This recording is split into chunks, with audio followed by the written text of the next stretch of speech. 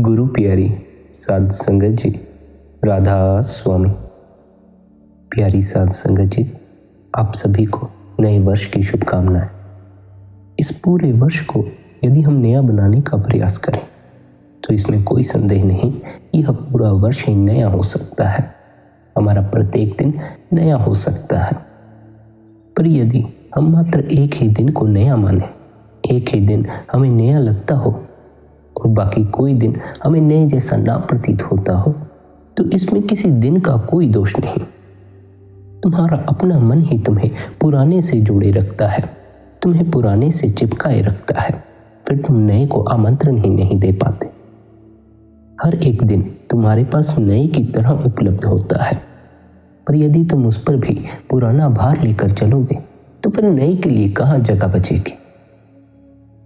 यदि हम अपने प्रत्येक दिन को नया बनाने का प्रयास करें, नया बनाने की ओर चलें, अपने प्रत्येक दिन को नया बनाने की ओर चलें, तो अवश्य ही हमारा जीवन भी नया हो जाएगा। फिर हमारा पूरा वर्ष ही नया हो जाता है, फिर हमारा प्रत्येक दिन ही नया हो जाता है, फिर हमारा प्रत्येक क्षण ही नया हो जाता है, फिर पुराना बचता ही नहीं। प्रत्येक दिन को नया बनाने से क्या अर्थ है? प्रत्येक दिन को नया बनाने से अर्थ है कि तुम प्रत्येक दिन भजन बंदगी करो, प्रत्येक दिन ध्यान में बैठो। जहां प्रत्येक दिन तुम्हारा मन बाहर संसार में भटकता है, बाहर संसार में फैलता है, वहीं अब तुम प्रत्येक दिन इसे भीतर समेटने का प्रयास करो, इसे ठहराने का प्रयास करो। कई साल बीत गए, कई नए साल आए, कई नए साल पुराने हो गए, लेकिन मन वहीं का वहीं है। मन अभी भी भटक रहा है, मन अभी भी फैला हुआ है। मन जब तक फैला हुआ है, शांति कैसे हासिल हो सकती है? और तुम्हारी असल खोज तो शांति की ही है। तुम सभी यही चाहते हो कि जीवन में आनंद हो जाए, शांति आ जाए, जीवन में खुशी आ जाए। जीवन में दुख ना भी हो तो भी इस भूल में ना पड़े कि आनंद उपलब्ध हो जाएगा। जीवन से यदि दुख विदा हो भी जाए तब भी आप तृप्त नहीं हो पाएंगे। तृप्त होना है, आनंद हासिल करना है, तो आपको अपने अंतस में उतरना होगा। आनंद और तृप्ति अंतस से उपलब्ध होती है, बाहर से नहीं होती। यदि आप सुख के सभी साधन इकट्ठे कर भी लें, यदि आप इतने साधन जुटा लें कि दुख आपके जीवन में ना आ सके, तब भी सुख जीवन में आ नहीं जाता है। सुख तो तुम्हारे अंतस से उपलब्ध होगा। सुख के सभी साधन इकट्ठा कर लेने के बाद भी तुम भीतर से खाली ही रहोगे। तुम्हें भीतर से लगता रहेगा कि अभी भी कुछ भरा नहीं है, अभी भी भीतर कुछ खालीपन है। सुख के सभी साधन भी इकट्ठा कर लो, तब भी अकेलापन भीतर अखड़ता रहता है। सुख के सभी साधन इकट्ठे कर लो, तब भी तुम्हें कोई ऐसा अनुभव नहीं होता, ऐसा सुख अनुभव नहीं होता, ऐसा कोई आनंद अनुभव नहीं होता जिसकी तुम कामनाएं करते हो। होगा भी नहीं। बाहरी किसी साधन से सुख और आनंद उपलब्ध होता भी नहीं है, भीतर से होता है। यही कारण है कि महात्मा बुद्ध अपना राजपाट छोड़कर आनंद की खोज में भिक्षु हो गए। बाहरी साधनों का सुख से कोई लेना देना नहीं, तुम्हारे अंतस से लेना देना है, तुम्हारे अंतस की उपलब्धि है। आनंद और सुख तुम्हें तुम्हारे अंतस से उपलब्ध हो जाता है, और उसके लिए तुम्हें कोई कीमत भी नहीं चुकानी पड़ती। ना तो उसके लिए तुम्हें धन की कोई जरूरत पड़ती है, ना ही किसी ऊंचे ओहदे की जरूरत पड़ती है। वह तुम्हें उपलब्ध ही है, मात्र तुम्हें अपने अंतस में पड़े उस खजाने की ओर देखने भर की आवश्यकता है। खजाना तो मौजूद ही है, पहले से ही मौजूद है, मात्र तुम्हारी नजर बाहर की तरफ है, भीतर की तरफ नहीं है। तुम बाहर संसार से जुड़े हुए हो, अंतस से नहीं जुड़े हुए हो। तुम्हारी नजरें बाहर संसार को देखती हैं, तुम आंखें बंद करके अपने भीतर नहीं देखते। तुम्हें यदि वह दौलत हासिल करनी है, तुम्हें यदि आनंद हासिल करना है, तो अपनी नजर को बाहर से भीतर की तरफ मोड़ना होगा। भीतर वह पहले से ही मौजूद है जिसकी तुम्हें तलाश है। तुम्हारी नजर भर उस पर पड़ जाए तो तुम्हें वह अनुभव में आना शुरू हो जाती है। यदि आप अपने भीतर मौजूद इस सुख को खोज लें, इस आनंद को खोज लें, तो आपको बाहरी किसी भी साधन की कोई आवश्यकता नहीं रह जाती। फिर आपका भीतर का आनंद ही आपके लिए पर्याप्त हो जाता है। बाहरी साधन हम इकट्ठा करते हैं केवल तब तक जब तक हमें भीतर का आनंद उपलब्ध नहीं होता, क्योंकि तब तक हमें केवल बाहरी साधनों से ही सुख हासिल हो सकता है। केवल एक ही जरिया है कि हम बाहरी साधनों द्वारा ही अपने आप को आनंदित कर सकते हैं। लेकिन ख्याल रखो, बाहरी कोई भी साधन हो वह तुम्हें सदा के लिए आनंदित नहीं कर सकता, सदा के लिए सुखी नहीं कर सकता। यदि आज तुम्हें किसी बाहरी साधन में सुख मालूम पड़ता भी हो तो ख्याल रखना, कुछ समय बाद सुख विलीन होना शुरू हो जाता है। बाहरी साधनों का, बाहरी पदार्थों का सुख ज्यादा समय के लिए कायम नहीं रहता। सुख तो केवल वही कायम रहता है जो तुम भीतर से उपलब्ध करते हो। भीतर के सुख से, भीतर के आनंद से जीने का अपना मजा है, अपनी मस्ती है, अपनी एक खुशबू है।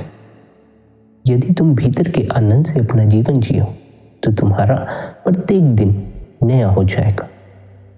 फिर तुम्हें किसी एक दिन का इंतजार नहीं करना पड़ेगा जिसे तुम नया कह सको, जिसमें तुम आनंदित हो सको, जिसमें तुम खुश हो सको। ख्याल रखना, नया साल भी एक दिन से ज्यादा नया नहीं रह जाता। अगले दिन फिर वही परेशानियां, फिर वही दुख, फिर वही दौड़, फिर वही मुश्किलें हमें घेर लेती हैं। फिर हम दुख में डूब जाते हैं, पीड़ा में डूब जाते हैं, अपनी समस्याओं में डूब जाते हैं। फिर इसी तरह हम अपना पूरा साल चिंता और परेशानी में डूबे हुए ही गुजार देते हैं। फिर स्वाभाविक ही हमारा पूरा साल ही पुराना हो जाता है, नया नहीं हो पाता। नया तभी हो पाएगा जब तुम चिंता और परेशानी छोड़कर आनंद से जियो। आनंद हो तभी तुम कुछ नया कर सकोगे। आनंद ही नहीं है तो पुराने से ही चिपके रहोगे। आनंद से जियोगे तो हर वस्तु, हर व्यक्ति, हर श्वास, हर लम्हा, हर दिन, हर वर्ष नया अनुभव होगा। चिंता और परेशानी से जियोगे, बोझ लेकर जीवन जियोगे तो हर दिन, हर वर्ष, हर लम्हा, हर सांस पुरानी होती चली जाएगी। इस नए वर्ष के प्रत्येक दिन को नया बनाने का प्रयास करें। भजन बंदगी निरंतर करनी है, निरंतर ध्यान में बैठना है, अपना समय मालिक के लिए लगाना है। जहां पहले हम मन को बाहर फैलने दिया करते थे, अब वहीं हमने अपने मन को प्रत्येक दिन भीतर ठहराना है। नए वर्ष पे हमें कुछ नया भी करना चाहिए। जहां मन फैलता था अब हमें वहां मन को सिमटाना चाहिए। ख्याल रखें, यदि हम नए वर्ष पे अपने जीवन को नए की ओर लेकर नहीं जाएंगे तो फिर यह वर्ष पुराना हो जाएगा। फिर हम इस वर्ष से कुछ नया उपलब्ध नहीं कर पाएंगे। अपने प्रत्येक दिन को नया बनाने के लिए यह ख्याल रखें, जो आप पहले गलतियां दोहराते आए हैं उन्हें आप दोहराएं नहीं। एक बार यदि हमसे कोई गलती हो जाए तो उसमें कोई बुरी बात नहीं है, क्योंकि इंसान गलतियों से ही सीखता है। लेकिन यदि हम एक ही गलती को बार बार दोहराते चले जाएं तो फिर वह गलती ही है, फिर उससे हमने कुछ सीखा नहीं। हम गलतियों से सीखते हैं, हमें गलतियों से सीख लेनी चाहिए। लेकिन यदि हम गलती से सीखने की बजाय गलती ही करते चले जाएं तो फिर वह गलत ही हो जाएगा।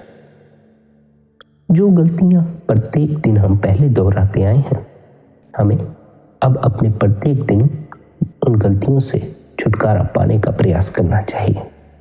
छुटकारा पाने का अर्थ मात्र इतना है कि अपने बोध को जगाओ कि तुम जो गलती पहले इतनी बार दोहराते आए हो, उसे दोहराने से तुम्हें क्या लाभ हुआ है। इसलिए अब उसे दोहराते मत रहना, अब उसे दोहराना बंद करो। अब अपने आप को नए की तरफ प्रवेश दिलाओ, नए की तरफ बढ़ो। अब तुम गलती करने की बजाय सही करने की तरफ बढ़ो। अपने प्रत्येक दिन को नया बनाने के लिए प्रत्येक दिन को नए की तरह लो। यह समझो, आज का दिन जो तुम्हें उपलब्ध हुआ है यह कोरे कागज की तरह है। तुम इस पर जो लिखोगे वही आज पूरा दिन तुम्हें उपलब्ध होता जाएगा। यही हमारी गलती है कि हमें पहले भी प्रत्येक दिन, जितने वर्ष हम जिए हैं, जितने साल हम अब तक जिए हैं, उतने साल हमें प्रत्येक दिन कोरे कागज की तरह उपलब्ध होता रहा। लेकिन हम उस पर पुराने दिनों की ही लकीरें खींचते रहते हैं। हम उस पर कुछ भी नया नहीं लिखते। हम पिछले साल क्रोध में डूबे थे, काम में डूबे थे, मोह में डूबे थे, अहंकार में डूबे थे।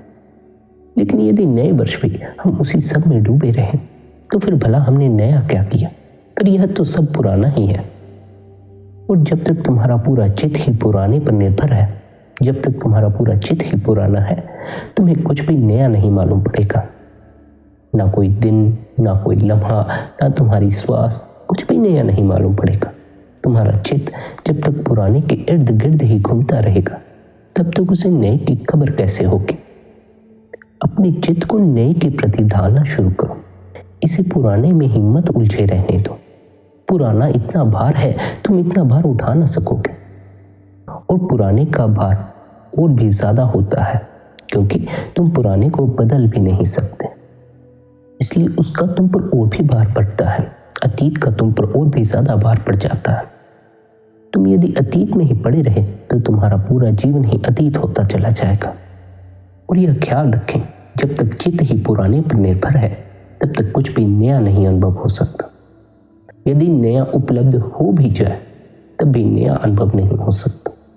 तुमने देखा, प्रत्येक दिन तुम्हें नए की तरह उपलब्ध होता है, प्रत्येक दिन तुम्हें कोरे कागज की तरह उपलब्ध होता है, लेकिन वह तुम्हें नया अनुभव नहीं होता, क्योंकि तुम उस पर भी पुराने दिनों की लकीरें खींचते रहते हो।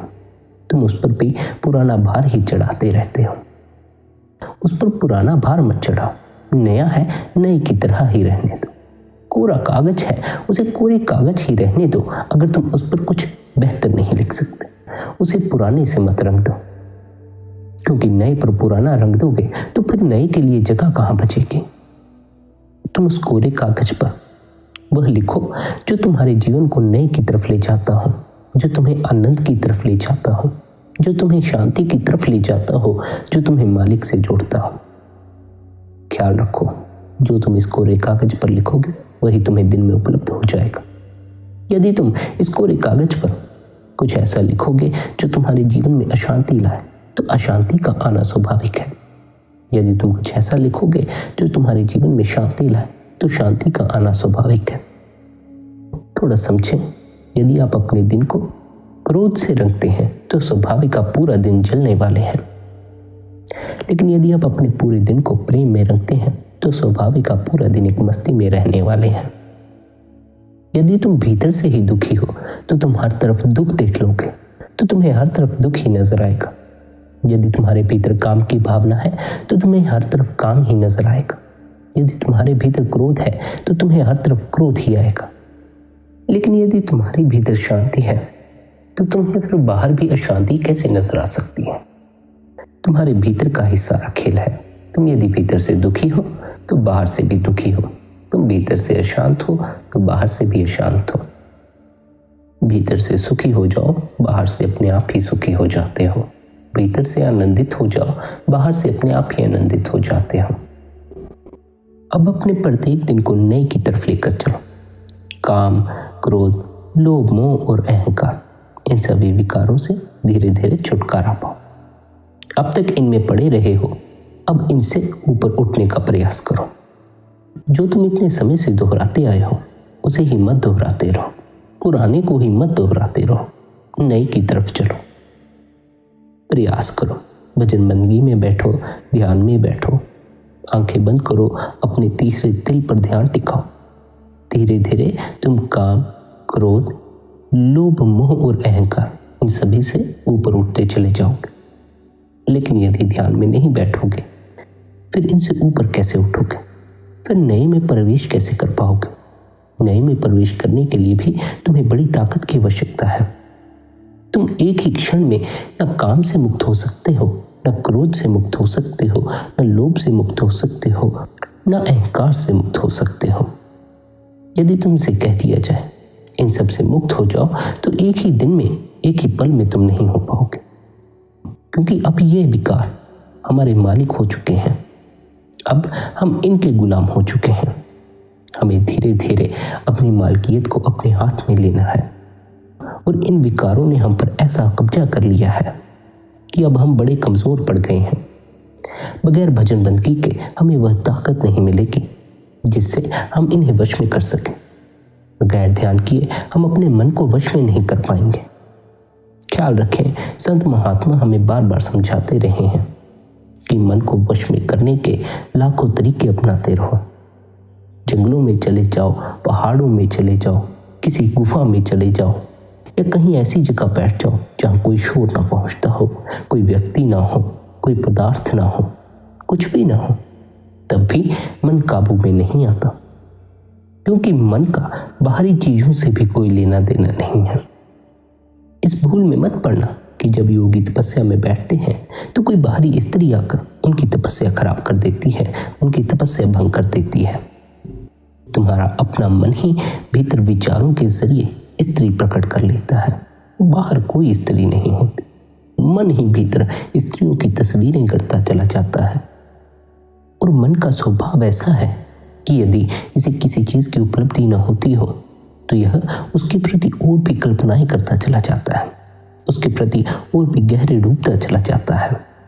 इसलिए यदि तुम गहरे से गहरे जंगल में मन को लेकर बैठ गए तब भी मन संसार में फैला रहेगा और यह संभावना है कि और दुगनी तरह से फैल जाए।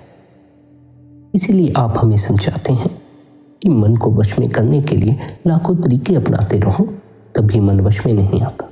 मन को वश में करने का यदि कोई तरीका है तो भजन बंदगी करना है, ध्यान करना है, आंखें बंद करके अपने तीसरे दिल पर ध्यान को टिकाना है। मन उसके जरिए ही वश में आता है। तीसरे दिल से नीचे उतरते ही मन संसार में फैल जाता है। तीसरे दिल पर ध्यान को टिकाए रखो तो मन संसार में नहीं फैलता। जब तुम जीवन में अपने मन को भीतर ठहराने में सक्षम हो जाओगे, अपने ध्यान को तीसरे दिल पर टिकाने में सक्षम हो जाओगे, तो तुम पाओगे तुम्हारे जीवन में जो अशांति आ रही थी वो मन के बाहर फैलने से आ रही थी। ख्याल रखो, तुम जितनी जगह जुड़ोगे उतनी जगह से अशांति भी तो आएगी। मन जितनी जगह फैलेगा उतनी जगह जुड़ेगा भी, और उससे जुड़कर दुख भी तुम्हें उपलब्ध होगा, सुख भी तुम्हें उपलब्ध होगा। तुम्हें दोनों के ही फिर हिस्सेदार होना पड़ेगा। तुमने देखा, मन बाहर फैलता है, किसी के प्रेम में पड़ जाता है तो तुम उससे जुड़ जाते हो, फिर तुम उसके सुख के भी साथी हो, उसके दुख के भी साथी हो। लेकिन जब तक तुम उससे जुड़े नहीं थे, ना तो तुम उसके सुख के साथी थे, ना तो तुम उसके दुख के साथी थे। तुम यदि किसी व्यक्ति से जुड़ते हो, किसी पदार्थ से जुड़ते हो, किसी विचार से जुड़ते हो, किसी वासना से जुड़ जाते हो, तो फिर तुम यह नहीं कह सकते कि तुम्हारे जीवन में अशांति ना आए, दुख ना आए। स्वाभाविक ही आती है। जब भी तुम बाहर कहीं जुड़ते हो, किसी पदार्थ से, किसी वासना से, किसी विचार से, किसी व्यक्ति से, तो जुड़ने का अर्थ ही यह होता है कि तुम एक हो गए। एक होते ही तुम्हें फिर उस पीड़ा का भी अनुभव करना पड़ता है, उस दुख का भी अनुभव करना पड़ता है। उसी प्रकार मन जब भी कहीं जुड़ता है तब हमें उससे जुड़ने के प्रत्येक अनुभव से गुजरना पड़ता है। फिर अशांति हो या दुख हो, प्रत्येक से गुजरना पड़ता है। बेहतर होगा तुम अपने मन को समेट लो। मन बाहर फैलेगा, बाहर जुड़ेगा, बाहर रस आएगा, मन को बाहर रस आएगा। तुम इसे बाहर से भीतर की तरफ समेटो, भीतर का रस चखाओ, और भीतर का रस तुम्हें भी तब अनुभव में आएगा जब तुम भजन बंदगी में बैठना शुरू करोगे। वरना तुम सोचोगे कि भीतर ऐसा क्या रस है कि तुम भीतर की तरफ जुड़ो, कि तुम्हारा मन भीतर की तरफ मुड़े। बाहर तो रस अनेकों मौजूद है, कहीं से भी तुम रस की उपलब्धि कर सकते हो, लेकिन भीतर कोई रस मालूम नहीं पड़ता। क्यों नहीं मालूम पड़ता? इसी कारण से मालूम नहीं पड़ता कि भीतर बड़ा भार हो गया है, भीतर इतना कचरा इकट्ठा हो गया है, उस कचरे की इतनी दुर्गंध इकट्ठी हो गई है कि भीतर की सुगंध नासापुटों तक नहीं पहुंचती। तुम यदि अपने भीतर का यह कचरा साफ करना शुरू करो, तुम अपने भीतर की यदि यह दुर्गंध साफ करनी शुरू करो, तो धीरे धीरे सुगंध प्रकट होनी शुरू हो जाती है। और ख्याल रखो, ये कचरा मात्र ऊपरी कचरा है। तुम्हें कचरे जैसा मालूम पड़ेगा, बड़ा भारी ढेर मालूम पड़ेगा, लेकिन यह तुम्हारे फूंक मारने से ही साफ हो जाता है, इतना हल्का सा है। लेकिन क्योंकि अब हमें इस बात पे कोई भरोसा ही नहीं रह गया कि हमारे भीतर कोई सुगंध भी मौजूद है, कोई रस भी मौजूद है, कोई आनंद भी मौजूद है, इसलिए हमें यह ढेर बड़ा भारी मालूम पड़ता है। इसलिए हमें यह कचरा साफ करना बड़ा ही कठिन मालूम पड़ता है, क्योंकि मात्र कचरा ही हमारी नजर तक आता है। ख्याल रखो, जो भी तुम्हारे चित्त पर यह भार है, यह वचनबंदगी करने से, निरंतर ध्यान करने से अपने आप ही हल्का हो जाता है। तुम्हें इसे हल्का करने की भी आवश्यकता नहीं पड़ती। तुम्हें तो बस अपने ध्यान को तीसरे तिल पर टिकाने की आवश्यकता है। बाकी सब वह मालिक अपने आप ही करता चला जाता है। यदि तुम अपने ध्यान को तीसरे तिल पर टिका लो तो तुम्हारा मन बाहर फैलना ही बंद कर देगा, बाहर भटकना ही बंद कर देगा। तीसरे तिल से नीचे उतरते ही मन बाहर फैल जाएगा। जितना मन बाहर कम फैलेगा, उतनी तुम्हारे भीतर कम वासनाएं इकट्ठी होंगी, उतनी तुम्हारे भीतर कम अशांति इकट्ठी होगी। मन जितना फैलेगा उतना भार बढ़ता चला जाएगा, उतनी भीतर की दुर्गंध बढ़ती चली जाएगी, उतना तुम सुगंध से दूर होते चले जाओ। मन को बाहर फैलने से रोको, भीतर ठहराना सीखो। तुम कुछ समय बाद पाओगे कि तुम्हें शांति का अनुभव होने लगा। मन के ठहरते ही शांति भी अनुभव होना शुरू हो जाती है, क्योंकि सारी दौड़ ही खत्म हो जाती है। मन के फैलते ही दौड़ भी शुरू हो जाती है। इच्छा की दौड़, वासना की दौड़, लोभ की दौड़ और अन्य कई प्रकार की दौड़ें मन शुरू कर देता है। मन इतना फैल जाता है, मन इतना फैला हुआ है कि प्रत्येक चीज की कामना करने लगता है। प्रत्येक चीज तुम उपलब्ध तो नहीं कर सकते, लेकिन कामना करने में तो रस आता है। मन कल्पनाएं पैदा कर देता है। हम कल्पनाओं में रस लेते हैं और कामनाएं करते चले जाते हैं। फिर और कामनाएं करते हैं। ढेरों कामनाएं भीतर इकट्ठी होती जाती हैं। तुम्हारे भीतर का इससे भार बढ़ेगा। अपने भार को कम करो, मन को फैलने मत दो, भीतर ठहराओ। अपने प्रत्येक दिन को नया बनाने के लिए अपने मन को भीतर ठहराना शुरू करो। धीरे धीरे अपने आप ही भीतर का कचरा साफ होता जाएगा। ध्यान को तीसरे तिल पर टिकाए रखो। मन भीतर ठहरा रहेगा तो बाहर का कूड़ भीतर नहीं आएगा, और जो भीतर मौजूद है वह धीरे धीरे नष्ट होता जाएगा। धीरे धीरे जो भीतर पर्दे चढ़ चुके हैं वे उतरने शुरू हो जाएंगे। प्रकाश प्रकट होना शुरू हो जाएगा। लेकिन ये सुर गो रखें कि यदि आप भजन बंद की ध्यान में नहीं बैठते हैं, मन को भीतर ठहराते नहीं हैं, ध्यान को तीसरे तिल पर एकाग्र नहीं करते हैं, तो मन के पास बाहर फैलने के अलावा और कोई चारा नहीं है। फिर मन बाहर ना फैले तो कहाँ फैले? भीतर तुम नहीं ठहरा रहे तो वह जाए तो जाए कहाँ? बाहर ही जाएगा, स्वभाव से ही बाहर की ओर हो जाएगा। बाहर फैलेगा, बाहर जुड़ेगा, जुड़ता ही चला जाएगा, फिर रुकने का नाम नहीं लेता। जरा गौर करके देखो, कितने साल बीत गए। इतने सालों में मन बाहर फैलता ही चला गया, भीतर एक बार भी नहीं ठहरा।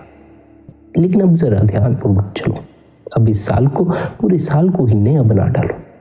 ऐसा ना हो कि इस साल का कोई भी दिन तुम्हारे लिए पुराना हो सके। प्रत्येक दिन तुम्हारे लिए नया होना चाहिए। तुम प्रत्येक दिन को नया बना सकते हो, क्योंकि प्रत्येक दिन तुम्हें नए और कोरे कागज की तरह उपलब्ध होगा। तुम उस पर ध्यानपूर्वक ही लिखना जो तुम्हें चाहिए। यदि तुम उस पर बेहतर रंगदारी करोगे तभी उसका सौंदर्य प्रकट हो सकेगा। यदि तुम उस पर खराब रंगदारी करोगे तो भला सौंदर्य कैसे प्रकट हो सकेगा? तुम अपने प्रत्येक दिन को बेहतर की तरफ लेकर चलना, और बेहतर की तरफ हम तभी चल सकते हैं जब हमारा मन हमारे अपने वश में हो, जब हम मन के वश में ना हो। यदि हम मन के वश में हैं तो फिर मन हमसे वही करवाता रहेगा जो मन चाहता है। फिर हम भला ध्यान में कैसे बैठ सकेंगे? क्योंकि मन तो शुरू में ध्यान में बैठना ही नहीं चाहता। बाद की घड़ियां ऐसी हैं कि मन को भीतर रस आने लगता है, फिर मन भीतर से बाहर नहीं आता। भीतर का रस ही ऐसा है कि वह मन को भी अपनी मस्ती में मदमस्त कर लेता है। लेकिन जो ख्याल रखने योग्य है वह यही है कि हम मन के कहे ना चलते हों। मन हमारा मालिक न हो, हम मन के मालिक हों। और साथ ही यह भी ख्याल रखें कि जीवन भर पुराने का भार लेकर चलना हमारे लिए बिल्कुल भी सही नहीं रहेगा, क्योंकि हम नए की तरफ फिर नजर नहीं कर पाएंगे। पुराने की तरफ ही हमारी आंख गड़ी रहेगी। पुराने का भार ही हम लाते रह जाएंगे। नए की तरफ चलने का अर्थ इतना ही है, जो तुम्हारे अब दिन पुराने हो गए, जहां तुम उन दिनों को काम क्रोध में लगाते रहे, अब तुम उसकी बजाय अपना प्रत्येक दिन प्रेम के प्रति समर्पित कर दो। अब तुम ऐसे जियो कि जो हो, मैं अपने प्रेम को डगमगाने नहीं दूंगा। मैं इस जगत, इस कण कण के प्रति प्रेम से भरूंगा। मैं प्रेम भरा हृदय लेकर चलूंगा। आपने हमें कई बार समझाया है कि हमें प्रेम से जीना चाहिए, हर एक से प्रेम करना चाहिए। यह भी ख्याल रखें कि प्रेम का मार्ग कोई आसान मार्ग नहीं है। संसारिक हो या आंतरिक हो, बाहरी हो या तुम्हारे भीतर का हो, क्योंकि प्रेम के मार्ग में तुम्हें कुर्बानियां देनी पड़ती हैं। तुम जो प्रेम करते हो उसमें तुम आशाएं बांध लेते हो, उसमें तुम मतलब रख लेते हो। तुम चाहते हो कि यदि तुम किसी से प्रेम कर रहे हो तो वह भी तुमसे प्रेम करे। तुम चाहते हो कि यदि तुम प्रेम से जी रहे हो तो तुम्हें कोई गाली देकर ठेस ना पहुंचाए। ऐसा नहीं हो सकता। प्रेम से जीने का अर्थ है कि तुम अपनी तरफ से प्रेम से जियो। तुम दूसरे के कारण अपने प्रेम को मत डगमगाने दो। तुम्हें अपने किए की गवाही देनी है, न कि दूसरे के किए की।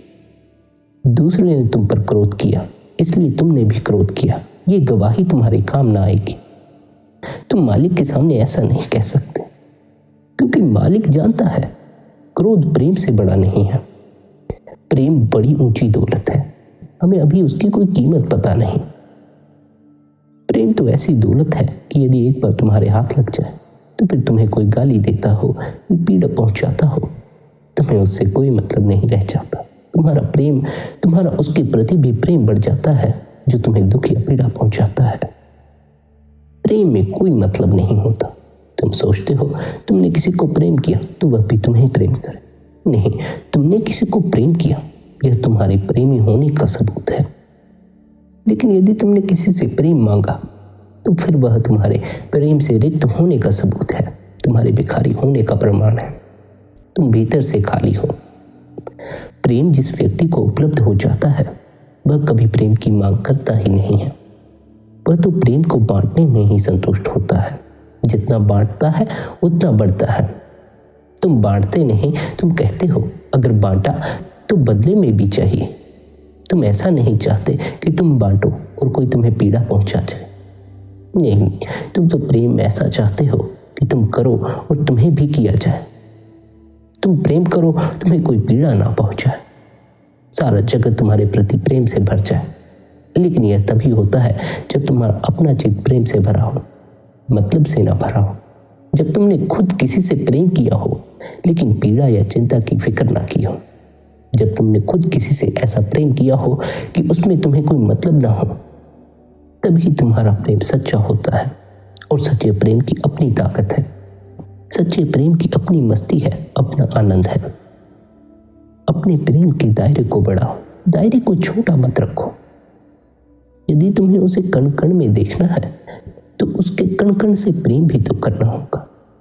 तुम्हारा उसके कण कण के प्रति ऐसा प्रेम होना भी तो चाहिए, इस जगत के प्रति ऐसा प्रेम होना भी तो चाहिए कि वह फिर तुम्हें इस सृष्टि के कण कण में नजर आए। तुम तो एक कण से प्यार करते हो, दूसरे को अस्वीकार कर देते हो। तुम तो अच्छे को प्रेम कर लेते हो, बुरे को इनकार कर देते हो। तुम तो सौंदर्य से प्रेम कर लेते हो और जहां सौंदर्य नहीं उसे अस्वीकार कर देते हो। तुम इस जगत के प्रति पूरे प्रेम से भरो, अच्छे या बुरे की फिक्र मत करो। तुम अपने प्रेमी होने का प्रमाण दो, दूसरे अपने अच्छे बुरे होने का प्रमाण देंगे। तुम्हें दूसरों की फिक्र नहीं करनी, दूसरे क्या करते हैं। तुम्हें तो अपने चित्त की फिक्र करनी है। तुम्हारा चित्त शांति और आनंद से भरा हो, तुम्हारे लिए इससे ज्यादा और कुछ भी अहम नहीं हो सकता। तुम यदि जीवन में शांत हो सको तो भला इससे ज्यादा उपलब्धि और क्या हो सकती है। तुम यदि जीवन में आनंदित होकर जी सको तो इससे ज्यादा उपलब्धि और क्या हो सकती है। प्रेम से भरा हुआ हृदय लेकर जियो। इस नए वर्ष प्रत्येक नए दिन के प्रति प्रेम से भरे रहो। प्रत्येक चीज के प्रति प्रेम से भरो, प्रत्येक व्यक्ति के प्रति प्रेम से भरो। हाँ, इसमें कोई शक नहीं, इस संसार को प्रेम करोगे तो तुम्हें पीड़ा भी मिलेगी। तुम भीतर कामनाएं लेकर प्रेम मत करना, तुम ऐसी कोई कामना मत करना कि मैं करूँगा तो मुझे भी प्रेम चाहिए। नहीं, तुम अपने प्रेमी होने का प्रमाण दो। सच्चा प्रेम तो तुम्हें मालिक से उपलब्ध होता है। इस संसार की कोई वस्तु, कोई व्यक्ति तुम्हें उस सच्चे प्रेम की दात नहीं बख्श सकता। और मालिक के दरबार में वही प्रेम पहुंचता है जिसमें कोई मतलब ना हो, कोई कामना ना हो, कोई इच्छा ना हो। हृदय में ऐसा प्रेम लेकर जो भी प्रेमी मालिक के दरबार में पहुंचता है उसे ही मालिक के दरबार में प्रवेश मिलता है। ख्याल रखें, अपने जीवन को इस नए वर्ष के अवसर पर प्रत्येक दिन को नया बनाने की ओर लेकर चलें। पुराने भार को लाद कर ही मत चलते रहें। जीवन प्रत्येक क्षण नया है, प्रत्येक क्षण नई की तरफ बढ़ता है। पुराने में ही मत उलझे रहो। निरंतर भजनबंदगी करो, अपने मन को भीतर ठहराओ। मन भीतर ठहर जाए तो तुम्हें भीतर की मस्ती और आनंद की खबर हो जाए, भीतर के नाद की, भीतर की शब्द धुन की खबर हो जाए। जितने तुम मालिक के करीब जाते जाओगे उतने ही तुम और भी मस्ती और भी आनंद में डूबते जाओगे। इसलिए निरंतर ध्यान में बैठो, भजनबंदगी करो, ध्यान को तीसरे दिल पर टिकाओ, मन को बाहर फैलने से रोको। प्यारी संगत जी, यदि आज के इस सत्संग द्वारा आपको आपके सवालों के जवाब मिले हों तो सत्संग को शेयर करें, ताकि यदि अन्य किसी और के सवाल इस सत्संग से जुड़े हों तो उन्हें भी उनके सवालों के जवाब मिल सकें। साथ ही आप चैनल पर पुराने सत्संग भी सुन सकते हैं। उन सत्संगों द्वारा भी आपको आपके कई सवालों के जवाब मिल जाएंगे। हर रोज सत्संग सुनने के लिए आप चैनल को सब्सक्राइब कर लें। हर रोज सत्संग सुनने के लिए आप शब्द सत्संग सर्च भी कर सकते हैं। अपना ख्याल रखें, निरंतर भजनबंदगी करें, निरंतर ध्यान में बैठें। राधा स्वामी जी।